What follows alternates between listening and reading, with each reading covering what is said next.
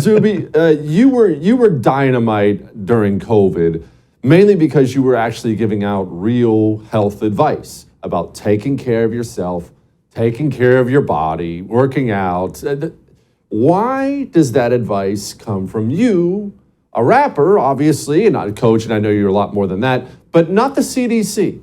Why do I have to go to Zuby to get information and advice that I should be getting from my doctor, from my CDC, from my Surgeon General, from the American media? But I couldn't. I had to go watch rap videos for health advice. Explain to me why. Because I don't have any perverse incentive. I don't have an agenda. I genuinely care about human beings.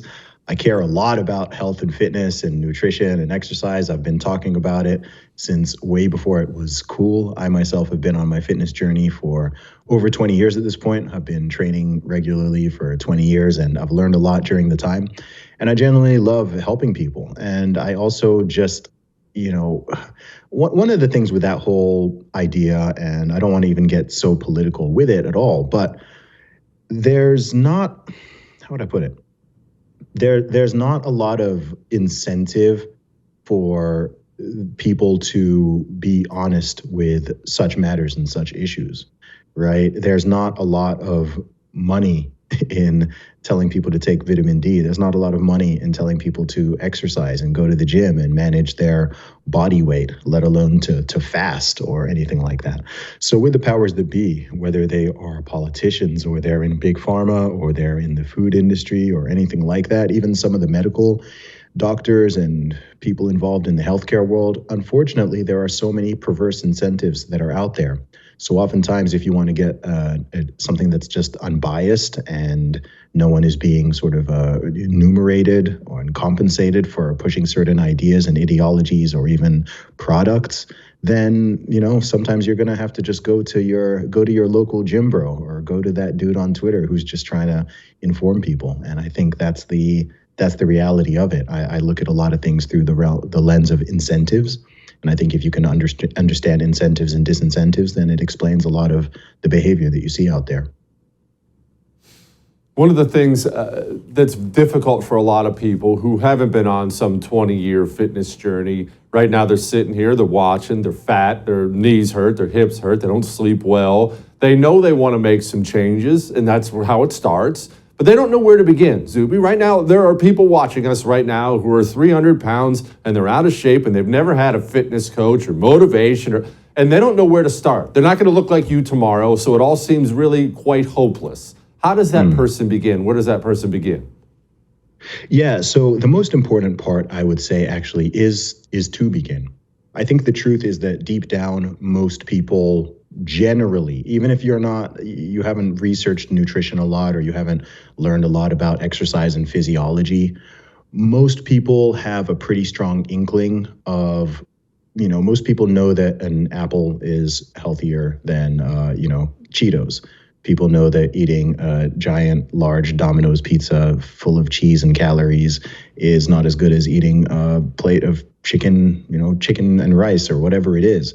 And everyone knows that moving is better than not moving. So my first thing would be to get in motion. Inertia is very powerful in both directions. If you are not moving and you're not exercising and you're just being very sedentary, it's easy to keep that going. It becomes habitual. But once you get moving, this can be going for start with a 20-minute walk every day, increase it to a 30-minute walk and a 1-hour walk. Doing something is always better than doing nothing. And then in terms of actually getting hold of the information, of course, I could pitch my book, Strong Advice, Zuby's Guide to Fitness for Everybody. That's helped thousands of people all across the world.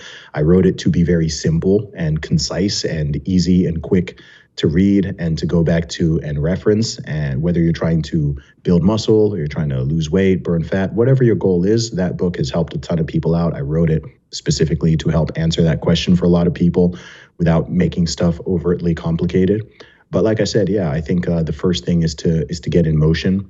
Doing something positive is always going to be better than doing nothing. And once you start to build those positive habits, then you can learn and build and increase as you go. It's okay to not have all the information to begin with. Nobody starts out in incredible shape. It's something you have to work for, especially as you get older and you're living a busy life. So recognize that People, just like in many things in life, you start from, your starting position's your starting position. You can't magically change that. But if you give it some time and some effort, then you can completely reverse a lot of these situations down to obesity and diabetes, which a lot of people think is irreversible, but it's absolutely reversible. Yeah. Yeah, I used to tell people 90% of me working out is putting on my gym shoes. Because once my gym shoes are on, I'm going to work out anyway. I'm already heading that direction. I'm already going. I'm not going to take them back off and not work out. Just get the daggone shoes on.